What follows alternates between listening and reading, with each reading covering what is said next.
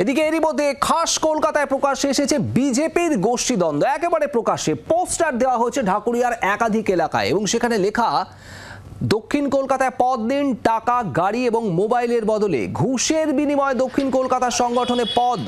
এই পোস্টার ছড়িয়ে পড়ে ঢাকুরিয়া জুড়ে। বিজেপি কর্মীদের একাংশের কথা লেখা পোস্টারে জেলা সভাপতি, জেলা সম্পাদক যারা নির্বাচিত হয়েছেন তাদের বিরুদ্ধে অভিযোগ। যদিও এই পোস্টার নিয়ে চক্রান্তের অভিযোগ এনেছেন দক্ষিণ কলকাতায় বিজেপির জেলা সভাপতি অনুপম ভট্টাচার্য। কি বলেছেন তিনি, শোনাবো।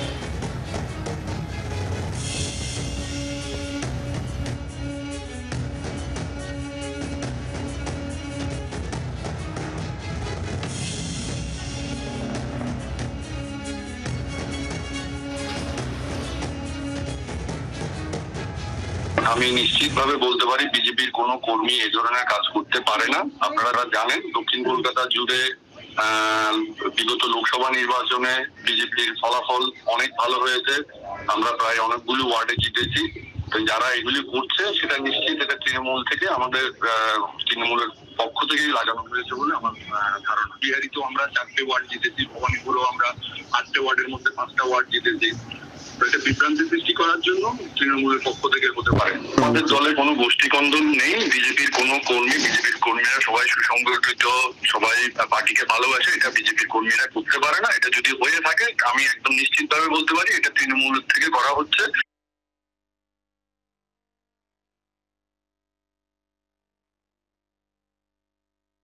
দলের রাজ্য সভাপতি সুকান্ত মজুমদারের দিল্লির বাসভবনে যেদিন বিরোধী দলনেতা নৈশভোজ করছেন এবং দলের বিভিন্ন জেলা সভাপতি নির্বাচনকে কেন্দ্র করে সেই বৈঠকে গোষ্ঠীকন্দলের ইস্যু উঠে আসছে, সেদিন রাতেই দক্ষিণ কলকাতার ঢাকুরিয়া এলাকা জুড়ে এই ধরনের পোস্টারে অস্বস্তি বাড়ল বিজেপির। যে পোস্টারে সরাসরি নবনির্বাচিত জেলা সভাপতির নামে কুৎসা এবং তাকে কালিমালিপ্ত করার চেষ্টা হয়েছে বলে বিজেপির কর্মী সমর্থকরা মনে করছেন। একগুচ্ছ পোস্টার ঢাকুরিয়া জুড়ে লাগানো হয়েছে, তার মধ্যে কিছু কিছু পোস্টার ইতিমধ্যেই ছিঁড়ে সেখানে জল দিয়ে সেগুলোকে দেওয়াল থেকে তুলে দেওয়ার কাজ বিজেপির কর্মী সমর্থকরা শুরু করেছেন। কর্মীরা মনে করছেন এখানে যে প্রত্যেকটি পোস্টার তার নিচে দক্ষিণ কলকাতা বিজেপি কর্মী বৃন্দ কথাটি লেখা থাকলেও আদতে এই কাজ বিজেপির নয়। কারণ বিজেপি একটি সাংগঠনিক দল, বিজেপি একটি রেজিমেন্টের দল। এক্ষেত্রে যে কোনো ইস্যু সেটা সরাসরি নেতৃত্বের কাছে পৌঁছে দেওয়ার সুযোগ বিজেপি কর্মী সমর্থকদের কাছে থাকে। এই কাজ কারা করেছে তা খতিয়ে দেখতে ইতিমধ্যে অভিযোগ দায়ের হয়েছে এবং এই এলাকা যেখানে দক্ষিণ কলকাতার বিগত লোকসভা নির্বাচনে সেখানে বিজেপি প্রার্থী দেবশ্রী চৌধুরীর দলীয় কার্যালয়, তার ঠিক সামনের এই অংশের পোস্টার মুছতেই তারা দাবি করছেন যে আশপাশের যতগুলি সিসিটিভির ক্যামেরা ইনস্টল করা আছে এই প্রত্যেকটা ক্যামেরার ফুটেজ খতিয়ে দেখা হোক।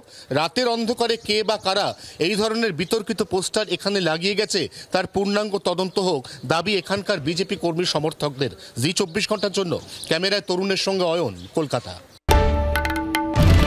বাংলার আওয়াজ, বাঙালির আবেগ, জি 24 ঘন্টা।